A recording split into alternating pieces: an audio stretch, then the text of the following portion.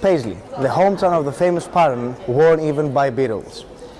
That's a thing of the past though, because the town has been in a decline for many years.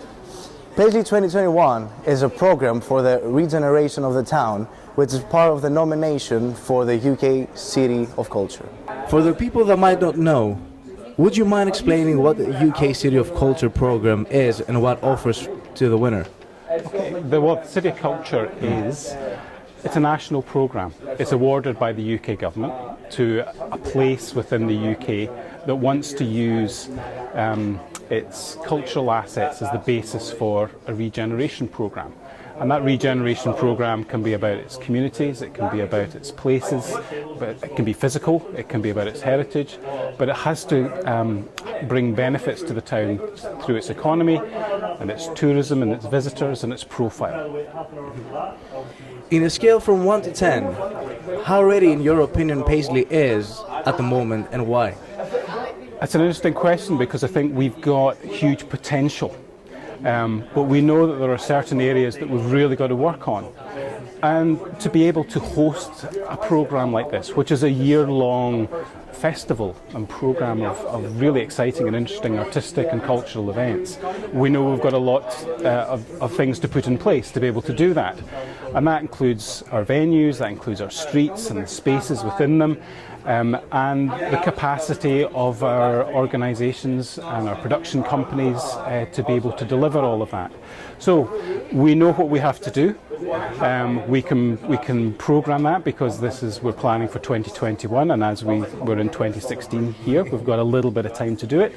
And getting a really positive outcome of the bid process in 2017 will allow us to really make those steps. Do you think that in order for you to make the bid, the council have to solve critical problems such as unemployment, housing and health issues?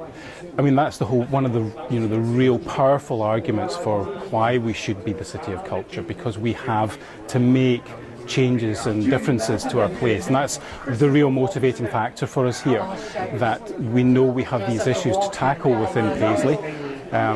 We've tried all sorts of ways of doing it and we've had successes in certain areas, and we just feel that the City of Culture programme is a real catalyst to continue on that journey and in a lot of instances actually resolve those once and for all. To your mind, what makes Paisley a possible winner of the UK City of Culture? I think there's two things that a City of Culture winner has to demonstrate. One is why it needs to use culture as a regeneration catalyst, and I think we've got a really good case to make in that. But also the way in which, as a local society, how we use culture in this place, and what makes us distinct from other places who are interested in hosting it. So our cultural activity here, which is based on our heritage and our theatre and our arts programmes, are all really quite ingrained within our communities. And I think that's the distinction here, that we've got a really local and strong, vibrant community sector that we can work with. What are the challenges that you will have to face in order for the bid to win? Yeah, I think number one is that we are not a city, and it's called City of Culture. And although the government guidance says you don't have to be, we know that we're up against competition from other quite large cities, particularly in England, who will have almost a ready-made infrastructure to be able to base a whole programme around. So I think for us it's that perception of actually we're not a city, but we are big enough and brave enough and bold enough to do this, and yes, we will have the infrastructure and the capacity in place to be able to host a really successful year. If you win this bid, what are the positive results for the town of Paisley?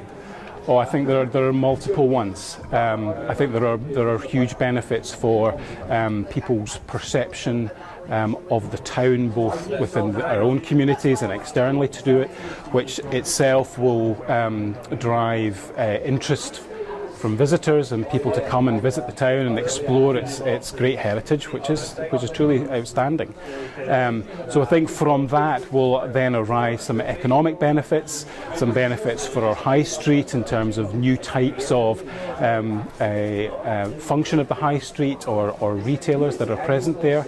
And then I think some real job opportunities and growth opportunities for businesses in the town. How would you describe the feeling of probably being the first Scottish winner of the UK City of Culture program? Oh, it sends tingles through us all the time. Actually, we're constantly excited about the prospect of it. We know we've got a lot of hard work to get there. And we know we have a Scottish competitor.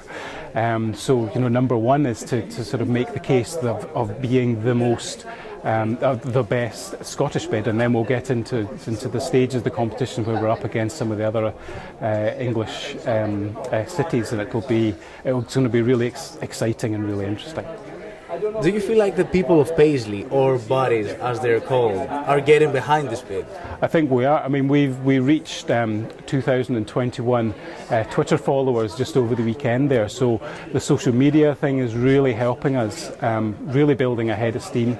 The cultural community who we've been engaging with over the first few months of this year are getting really excited and animated about it, and I think the whole population is beginning to get with us on it. What is the timeline for the bid from now to the near future?